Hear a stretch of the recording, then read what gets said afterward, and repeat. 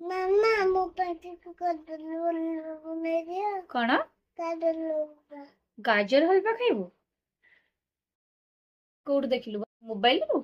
ହଁ ତୁ ଯଦି ନ ଖାଇବୁ ମୁଁ ଏତେ କଷ୍ଟ କରି ବନେଇବି, ଆଉ ତୁ ଯଦି ନ ଖାଇବୁ? ଖାଇବି। ପକ୍କା? ହଁ ପକ୍କା। ଚଲୋ।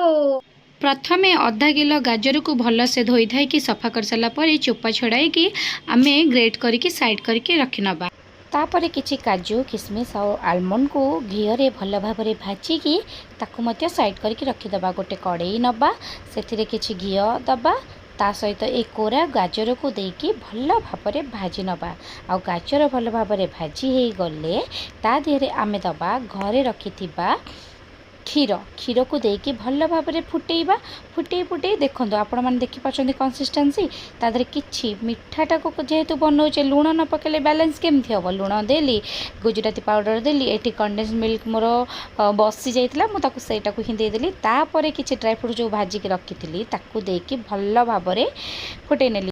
ଆଜ୍ଞା, ଏଇଠି ମୋ ଗିନାକୁ ଟିକେ ନାକୁ ଆଭଏଡ଼ କରିବେ, କାରଣ ସେଥିରେ କଣ୍ଡେନ୍ସ ମିଲ୍କ ଥିଲା, ଯେଉଁଥିପାଇଁ ସେ ତାଟିଆଟା ଏମିତି ହେଇଯାଇଥିଲା। ଠିକ୍ ଅଛି, ତ ଏବେ ଆପଣମାନେ ଦେଖିପାରୁଥିବେ ମୁଁ ନେଇକି ମୋ ଝିଅକୁ ଦେଉଛି। ଆଉ ଆପଣମାନଙ୍କୁ ଯେଉଁଭଳି ଭାବରେ ପ୍ରଥମେ କହିଥିଲି କି ମୋ ଝିଅ ଖାଇବନି, ନଖରା କରିବା, ଆଉ ସେଇଆ ହିଁ ହେଲା। 2 ପକେଇଲି, ଆଉ ଏ ଛୁଆମାନେ ତ ମାଡ଼ ନା ଖେଲେ କିଛି ଖାଇବେନି। ତ ଆପଣମାନେ ବି ଗାଜର ହାଲୁଆ ବନାନ୍ତୁ, ଖାଆନ୍ତୁ, ଆଉ ମୋତେ କମେଣ୍ଟ କରନ୍ତୁ।